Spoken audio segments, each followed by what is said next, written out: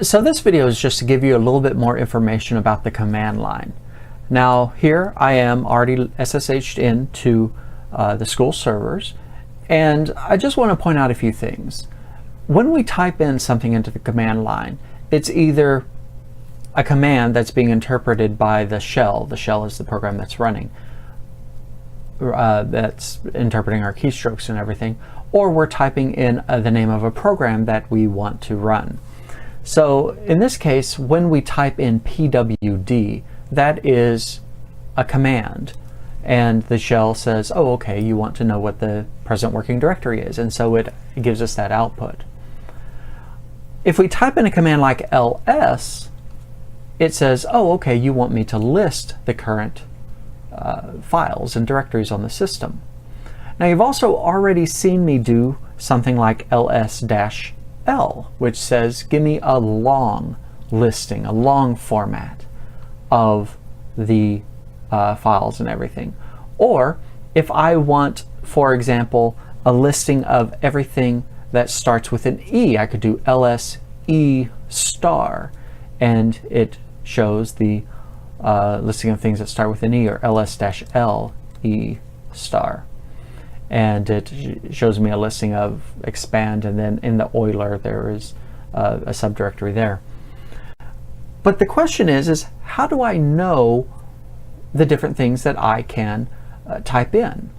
Now, okay, so let's get a little bit of terminology out of the way. The command that I'm typing in is the ls, but then other arguments that I provided, or sometimes they're called flags, are like the -l, which says I want a long listing. Other things may be, so if I do ls-l and then add also a -s, it will sort them according to size. And so if I scroll up, you'll see the largest files at the beginning and the smallest at the top. For that matter, I could also do a -r, and it would reverse that sorted order so that the largest files are at the bottom.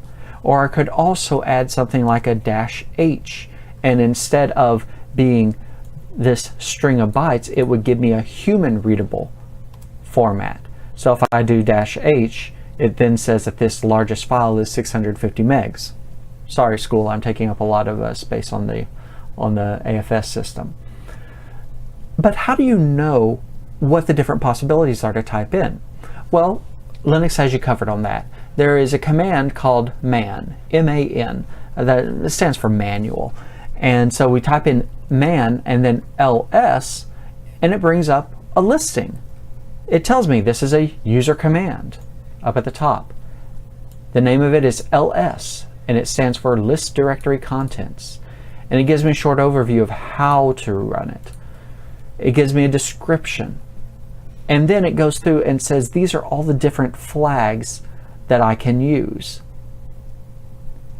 Sometimes there's, like in this case, -D is the exact same as --dired.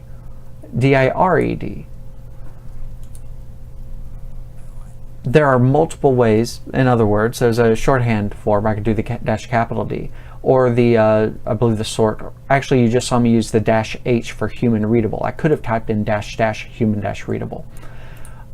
Again, these are the different flags that are available to you. And how do you know about them? The man command tells you about them.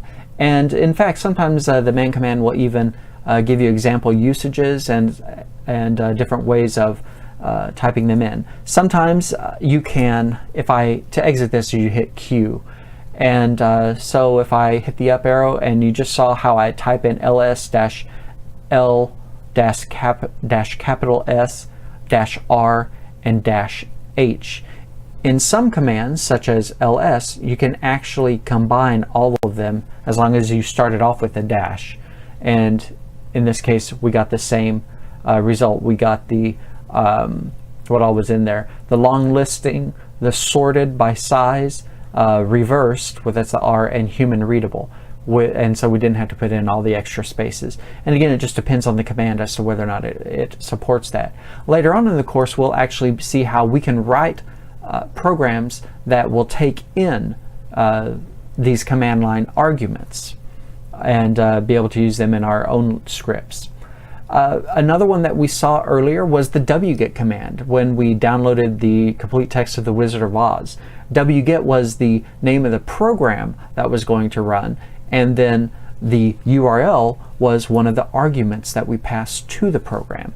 And so yes, we could type in man wget, and we would see that it is part of the GNU software package, and it is the non-interactive, which means it just runs on its own, network downloader.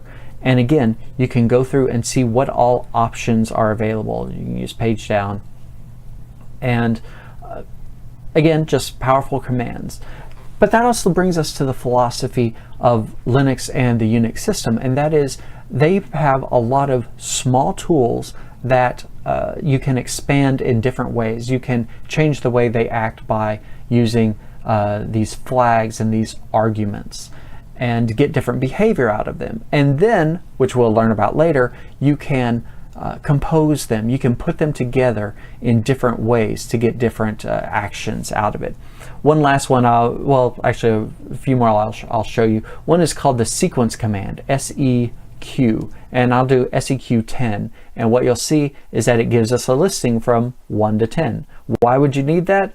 I never thought I would need it either until I was writing a script the other day and I needed a listing of numbers. In this case, I didn't need 1 to 10. I needed something like from 10 to 100, counting by 10. So the sequence of arguments is start at 10, count by 10s, and go up to 100. And when I ran that, it gives me a listing of 10, 20, 30, 40, 50, 60. You get the idea.